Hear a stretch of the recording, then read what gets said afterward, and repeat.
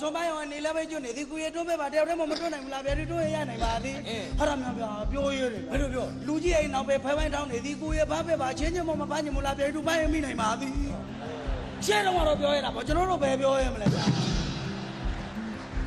ဒါတွေပဲကမလဲဗျာဟိုကလည်းပြန်ကြည့်ပါလားဘယ်လိုမိုးပေါ်မှာကျက်တလုံးတိမ်မိုးမှလို့လာမှသာတာတဲ့ခါတာပါလိမ့်မယ်နားတွေပါသူမှဆဲဖိုးရွှေလာမယ်အဲ့ဒါတောင်ပြက်လုံးပြက်ထားတယ်ဗျာဘယ်လိုလဲတို့အပြင်မှာဆန်ထွက်ဆုံးတမြုံလုံးရှာလို့မဝပါရှာရင်သာမောပါလိမ့်မယ်အမျက်တင်ကမတနာရှင်းဈေးကခေါင်ချင်းတဲ့ရှင်းတော့တော့ပြဲတာပေါ့ဗျာကျွန်တော်တို့ကဘယ်ပြဲရဲ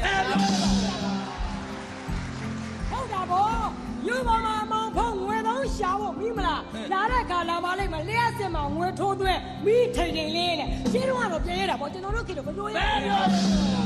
ရှင်းကတော့ပြတ်မှာမဟုတ်တိုင်းကားမှာသူကတော့ဝေဘုံးပါတဲ့စပယ်ညာတဲ့ခါညာပါလိမ့်မယ်အငွေကိုသူပြန်မရှင်းမဲခံလို့ညင်းရှင်းတော့ပြေးပါကျွန်တော်ကပဲပြေးမှာဘယ်ရောတို့ရမှာငွေတွေဘုံလိတ်တော့ပါတဲ့လူကြီးတွေ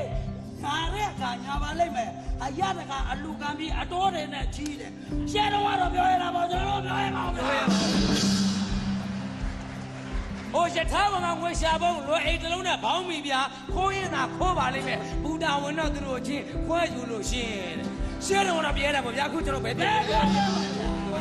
ဟုတ်တာဗောဗျာဆေးရုံမှာလူနာတော့စောင်းကောင်းနဲ့ချင်းအောင်မှာငွေထက်ကယူလာခဲ့ပါဆေးဝယ်ရမသမာသူအပေါက်အမြတ်ကြီးတင်ကရောက်တယ်ရှင်းတော့ပြဲတာဗောကျွန်တော်တို့ခေတော့ပြောရပါဦးပြောရပါဦးမပြောတာမပြောရတဲ့တော်တော်ဆိုး